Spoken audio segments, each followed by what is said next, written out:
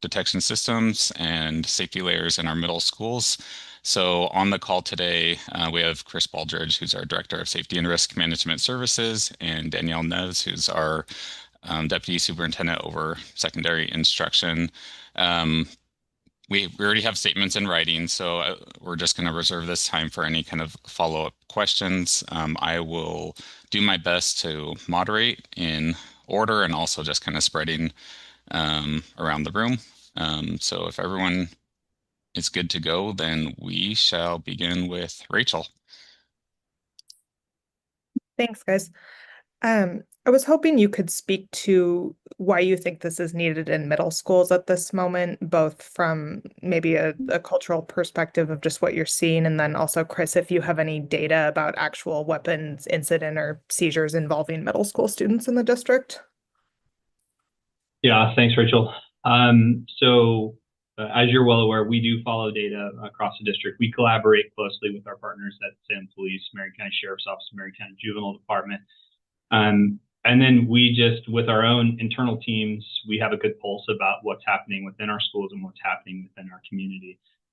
Probably the most disturbing trend that we've seen across, especially utilizing the Marion County juvenile data, is that we've seen a decline in age in charges where it's possession of a weapon, which is really kind of a driving factor for us.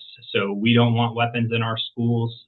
We feel our layered safety systems provide us with that ability to make them as weapons free as possible. So it's logical that we started in our high schools and now that we're moving into our middle schools.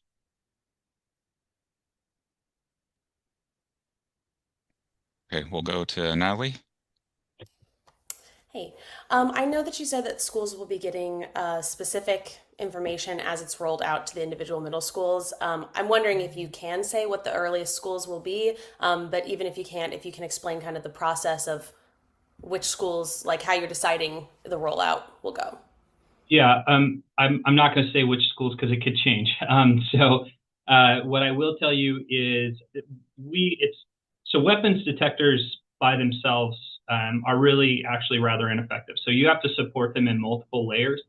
The way that we support them is through the use of our technology within our building.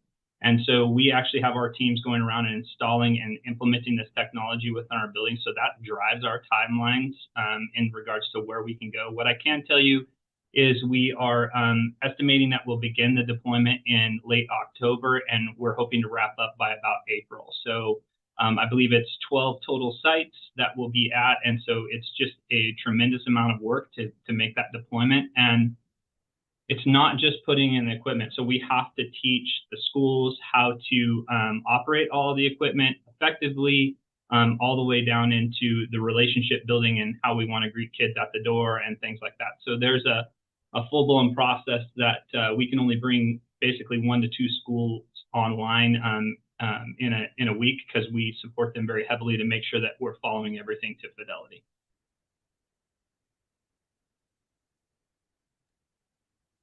All right, we'll go Jake and then Tracy. All right, can you talk a little bit more about what exactly it looks like and how you've seen it work and be implemented in the high school already, and how much that's going to sort of be a mirror, if it is, of high school? So I'm going to try to answer your question. If I don't, just Jake ask me a clarifying, please. So it'll look very similar to high schools as far as like the layered safety systems go. So we monitor our doors. So what we want to do is control the amounts of entries and exits that we have during the school days. We utilize other things so that you can't see into our schools. We have monitoring systems so that we can understand when a door is open and when a door is closed. We have security patterns that we follow. And then, of course, we have the weapons detectors that come into those spaces as well. And there's an entire process about how you operate those effectively. Because of middle schools are so much different in size, you'll see some different equipment at different sites based on the student population. And really that is one of our most important factors that I really want to express to you all and to our families is this impacts our student experience. This changes how you get into school. This changes how school looks. I want to make that impact at the doorway be as quick as possible and something that you don't think about for the rest of the day. You don't have to worry about for the rest of the day. So we focus a great deal about how we arrive at the day, how quickly we can get you through those systems. We work with our students on what to bring, what not to bring, and really trying to make that as a positive student experience as we possibly can. Have you found that it's been successful at the high school, especially even in terms you were talking about as little impact? What's been the feedback from students? Yeah. So the overall, so we're studying it now. So we're pulling that data. I'm hoping to have that data by the end of second quarter and produce a report about really what our overall is. If just from being in the schools where I go a lot and being around, I think the overall experience is one of, I get it. I don't know that we have anybody who's jumping for joy that they have to walk through a weapon screener. I think that's understandable. But I don't hear the complaints. And I think that's because of all the work we put in the front system. You can't walk into a Salem-Keizer school, a Salem-Keizer high school, without someone greeting you and telling you good morning. It's the first start of the day. We're seeing you. You're getting to be around a bunch of adults. Like, we're getting to interact with you, talk to you about the game the prior night, the coffee you're carrying in your hand, whatever it may be. That one interaction. I mean, just think about it when you guys come to work as your colleagues, or we go to work and somebody greets you with a good morning in the morning. It almost sets your day off to a great start, right? Versus just walking into school, headphones on. Oh boy, it's another day at school. We're really working hard to change that, so our kids are excited to be inside of our space, and this is our first opportunity to do it. So I think overall, the probably the feeling of kids is, it kind of is what it is, but it's a great opportunity, again, like I said, for us to have an interaction with them. Thank you. Great. We'll go over to Tracy next. Thank you. Jake asked my question, thank you, but I do have one more. So the cost that you quoted, is that just the purchase of the equipment, or is that the entire implementation? I don't know what cost we quoted, Aaron. We estimated cost for all middle schools is $1.2 million. Yeah, that's just weapon screening systems. We will have some out-of-pocket costs for materials, but all the other all the other work we do in-house. Okay. Rachel and Natalie, I was going to jump over to Riley and then go Natalie and then Rachel. Sorry to skip the line. Yeah, tell me about how exactly are you implementing the monitoring of entries and exits? Like, what does that look like pragmatically on a day-to-day basis? I'm going to stay very broad because I don't want to get in depth about how we do exact things around our safety system. What I can tell you is that when a door is open, so when those systems are active, one, we have the ability to toggle them on and off. So we can activate the systems and deactivate the systems. When those systems are on, if the door is opened, the first thing that happens is they will hear an audible signal. So if you walk to one of our entrances that is not an exit or an entry during the school day, you'll actually see signage there that's posted that says this is an emergency exit only, do not exit, or alarm will sound. So there's an actual audible alarm. That audible alarm was there to put as a reminder to students that I shouldn't go out that. And it's also to alert the area that's immediately around it about this door was just open, poke your head out and see what's going on. From there, we have some other additional internal processes, some electronic processes that show us where the door was and how it was breached, and then we have the ability to follow up with that student and ascertain as to why they opened that door, and address it with them.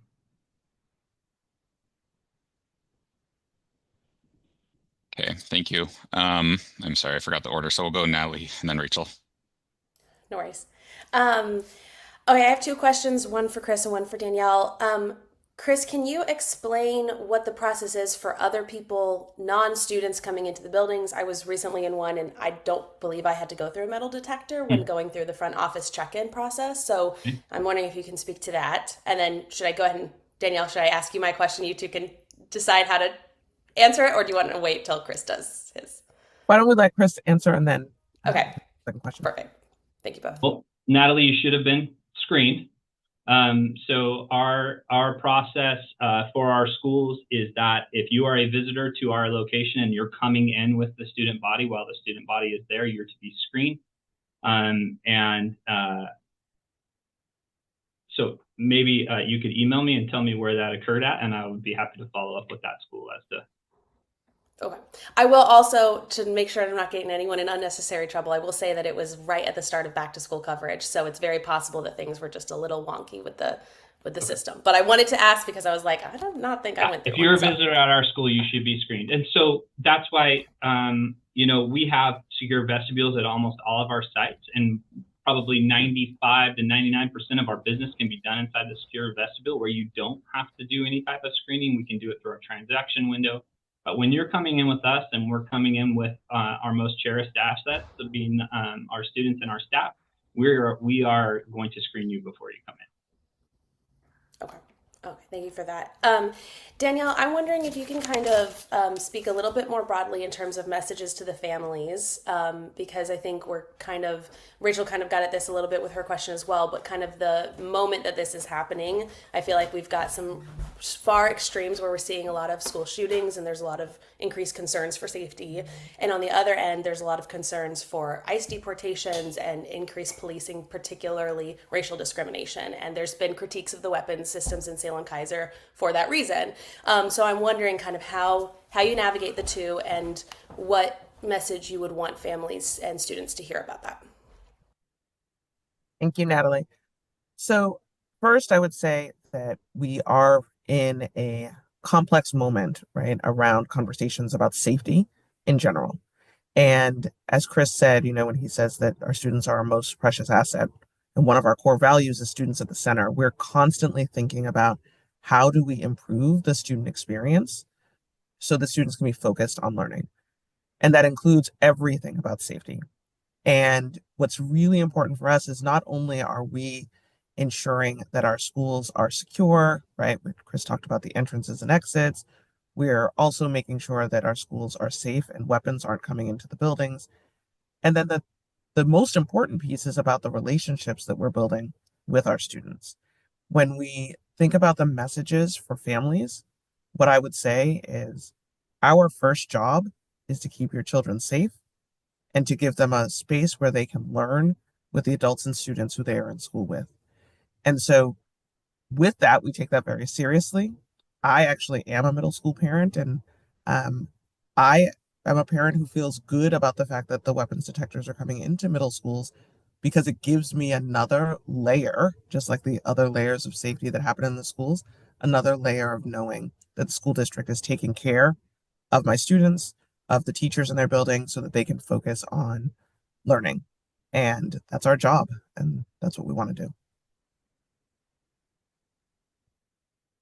Okay, we'll go Rachel and Tracy. I'm not sure if your hand is still up or if you have a new question.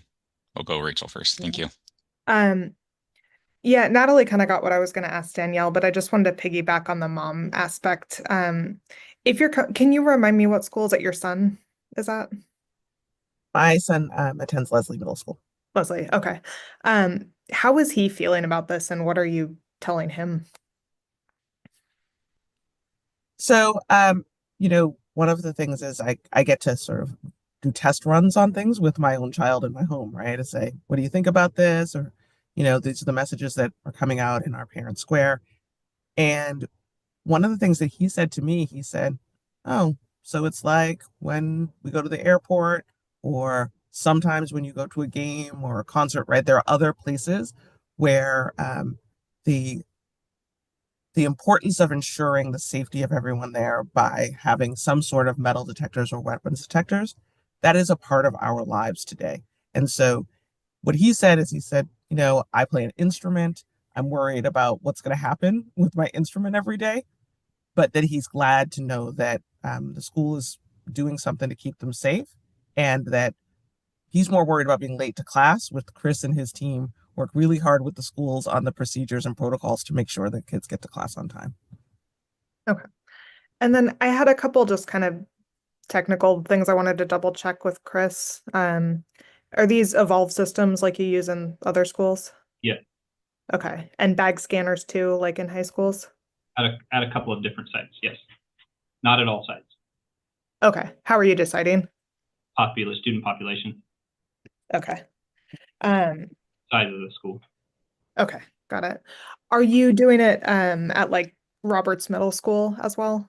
We are Okay. So all middle schools. okay. Um, and the settlement that Aaron referenced that the money's coming from, is that the Jewel settlement that paid for some of the high school stuff as well? Or is it something else? Yeah. Okay. Yes, yeah. And then I think last thing, Chris, I know with the high schools you did kind of window film and some of that other security stuff that you mentioned. Has that rolled out at middle schools, or is that part of this? Like I think when I was at Waldo for back to school, I saw that they had some of that film in place. Yeah, that's the work that's underway currently, which is what guides our deployment process across the district. Okay, so it's entrance, exit, securing, window film. Are there other big components of that that I'm forgetting about? Yep. So it's our entries and our exits primarily. It's really spaces where, so the window film is a unique thing. One, it allows, you can't see into our space. More importantly, really why that window film is there is we experience with our kids is when students can see each other and one's banging on the door to let them in, the peer pressure to let your student in the school is, I can't overcome that. Like we were all kids. I totally get it. The window film allows them to walk by because you can't see in, you can see someone. And what it's solved for us is that kid being kind and opening up a door and letting somebody in. It starts to change the culture in the school of, no, you need to come around, things like that. Okay. So that window film stuff is underway at schools. It's in some now and it's being added to others. Yeah, I believe it. Or actually, we might be complete at this point, but it's underway is a fair statement. Yes. Okay, got it. And then just confirming these are staffed with existing personnel. There's no ongoing operating. That's correct. Okay, thanks. That's all my rapid fire stuff. Sorry, guys. Hey, team, can we not state that the deputy superintendent's son goes to Leslie Middle School? Thank you. Can I say a South Salem Middle School? I'm pretty sure I've said I'm that. good with that. Broadly, stay broadly, don't ID where her son goes to school. Okay. Thanks, everyone. We're gonna wrap up here pretty quick, but Natalie, we'll go to you, and then if there are any of the news stations who haven't had a chance to ask, now's your chance. So. Yeah, I'll make mine quick. I just was thinking about the fact that, Chris, I know you said the rollout being between October and April, this being a mid-year change. I understand why it couldn't happen necessarily over summer to start the school year. But there's also the big cell phone change this year, and I'm a little bit rusty on what Salem-Keizer's policy is for this year and how that's being rolled out with the new statewide mandate. So can you catch us up on kind of what that timeline will be, how that might intersect with this, just so that, you know, what students can expect? So I can take that one. So actually in our middle schools, there's no change to our cell phone policy. So our cell phone policy last year was bell to bell, full day.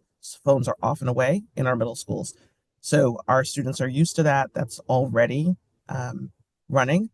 For the middle schools who use Yonder pouches, we did have one more school start this fall, but those are already in place. They have their procedures.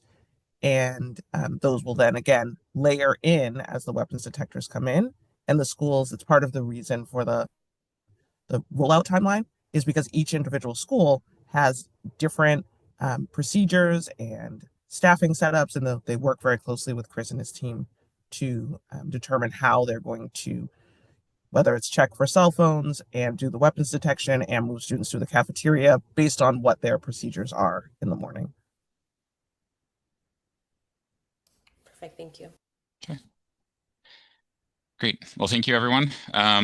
You know how to reach me if you have anything else, but do appreciate you making time for us this morning. So Thank you. Thanks, everybody. Thanks, everyone.